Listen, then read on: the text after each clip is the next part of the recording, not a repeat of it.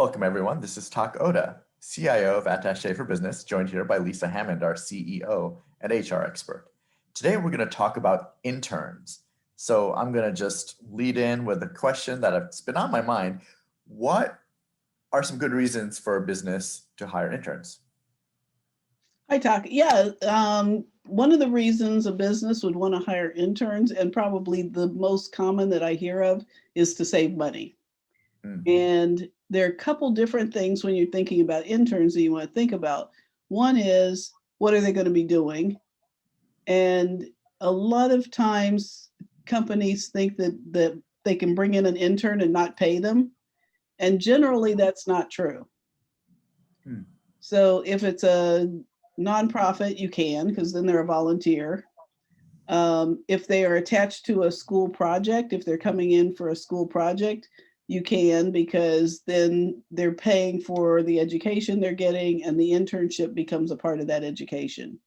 But then you have to provide them with an internship that's related to that education. So it's an agreement that you're making between them, their professor, and you. Mm.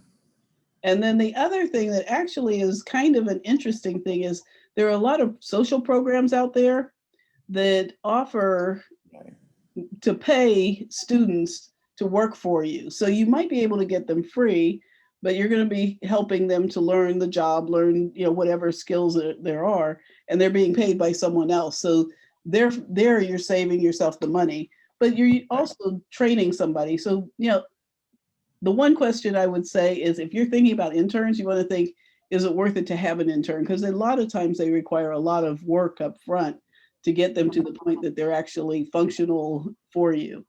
If you have something that's low skill, then it might be a really good idea. So what are some examples of a low skill potential position for an intern? Filing could be a low skill, but you want to make sure that if they're filing, you're probably paying them, or they're in one of these programs that they're, one of these programs that's paying them for you. Another thing might be answering the phones.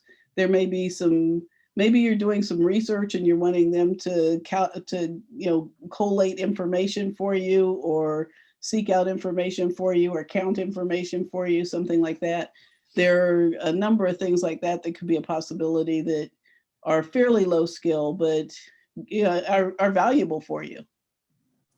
Okay, so I guess I'm curious about what are mistakes people make. And you've already mentioned some, which is like not being clear about what they're going to be doing for you, or being under the misunderstanding that you might get them for free when that's actually not the case.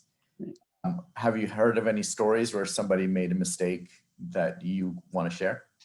Yeah, so several years ago, this happened, particularly, I believe, I don't have the exact case, but it was one of the TV stations was bringing in unpaid interns, and they had to end up paying the interns because they were unpaid. They were gaining a skill, but at the same time, they weren't attached to a school program, and it wasn't clearly defined what they were being trained to do or learning.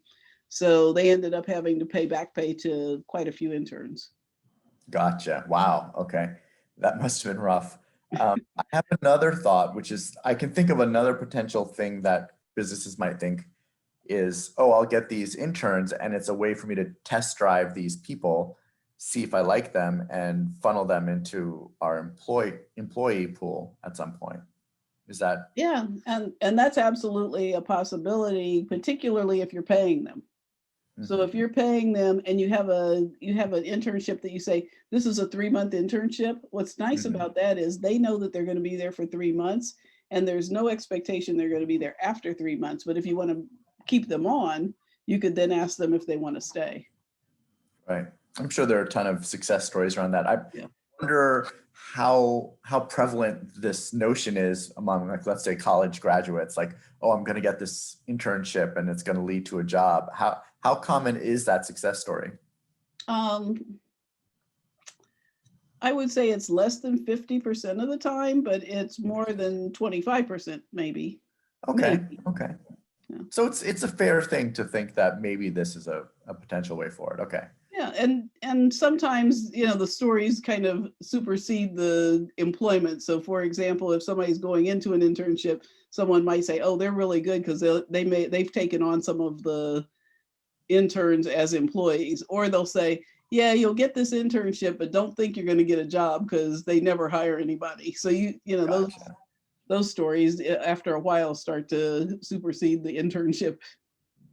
Exactly. Okay, so basically this is good word of warning for the people looking for the internships Yeah. too. Yeah. Do your research. Okay, cool. So I think this has been pretty useful information. So anything else you want to add to that, Lisa? I don't think so. That's kind of the what I would say is know the laws in your area because Hmm, these things change constantly, and some areas are more strict than others, and for the most part, what I gave as parameters are pretty common, but they aren't necessarily the law in your area. gotcha. Awesome. Great. Thanks again for your wisdom, Lisa. And Thanks, good to meet Doc. you as always. Yeah. And thanks everyone for signing in. Be sure to like and subscribe, and we'll see you next time.